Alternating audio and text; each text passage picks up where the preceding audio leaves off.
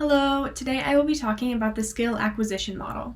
So when learning a new skill, there are always some similarities, no matter how different the skills may be. From a skateboarding trick to juggling to multiplying numbers, learning how to multiply numbers in your head.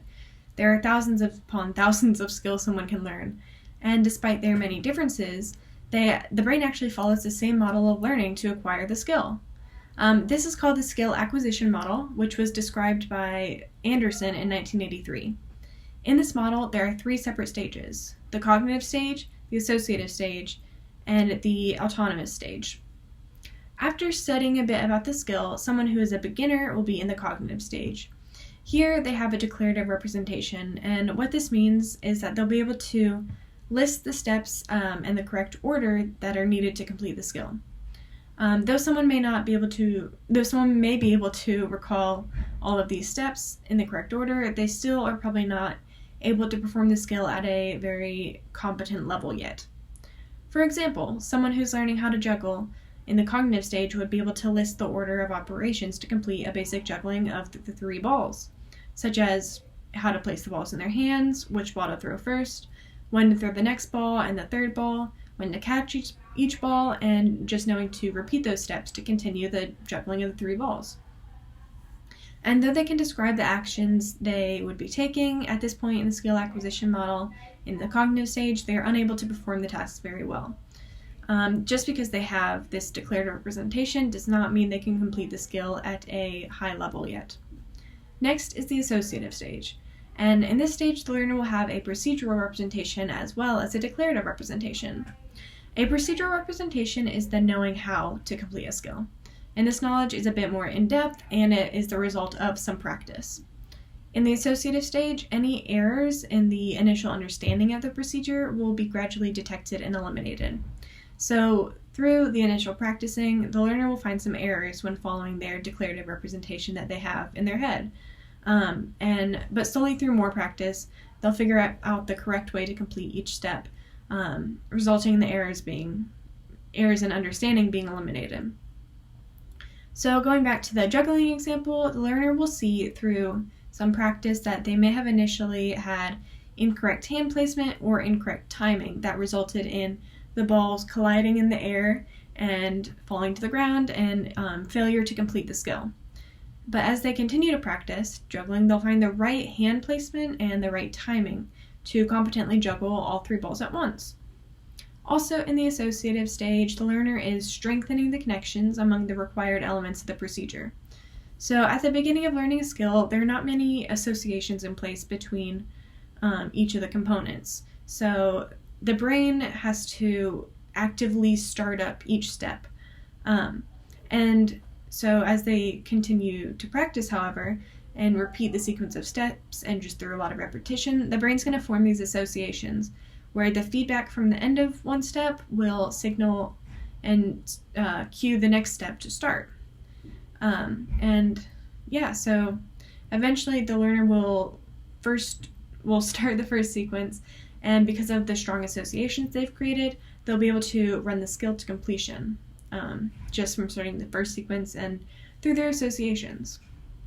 So with the juggling learner, they first will consciously start each toss and catch as its own component. Toss the ball from the right hand to the left hand. Toss the ball from the left hand to the right hand. Catch the ball in the left hand. Catch the ball in the right hand. And so on and so forth.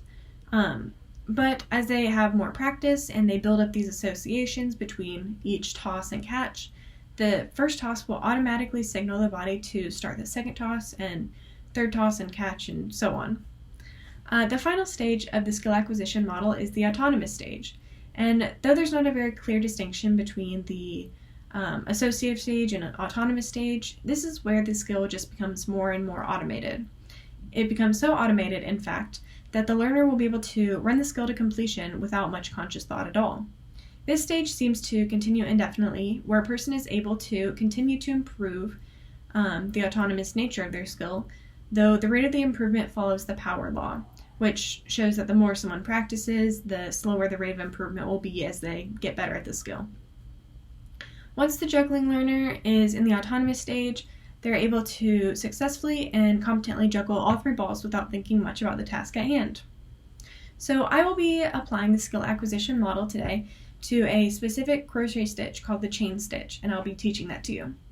So first I'll describe the steps and give just a declarative procedure that exists in the cognitive stage.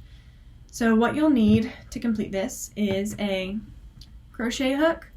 They come in a lot of different sizes, but they look like this, and they have a little hook on the end if you can see that. And you'll also need some yarn. So I just had this orange yarn today, bit of a mess. So first what you'll do is create a slip knot with a few inches of yarn at the end. Then you're going to put your crochet hook through the knot so that the hook is facing up, and tighten the slip knot around the hook. Grab the long end of the yarn and pull it over the back of the crochet hook towards yourself, above the loop that you already have on the hook. Pull the long end of the yarn up to the top so it gets hooked in. Turn your crochet hook 180 degrees toward yourself and pull the yarn that you hooked through the loop of the slip knot. Turn your hook over and repeat. So knowing and being able to list these steps is evident of the cognitive stage. So I'm going to say the steps again, and this time I'm going to show you them. So first thing you do is create a slip knot with a few inches at the end. And it can be around this length, a bit longer, a bit shorter. Doesn't really matter, you can always cut it off at the end. Next you're going to put your crochet hook through the knot so that the hook is facing up. And then tighten the slip knot around the hook.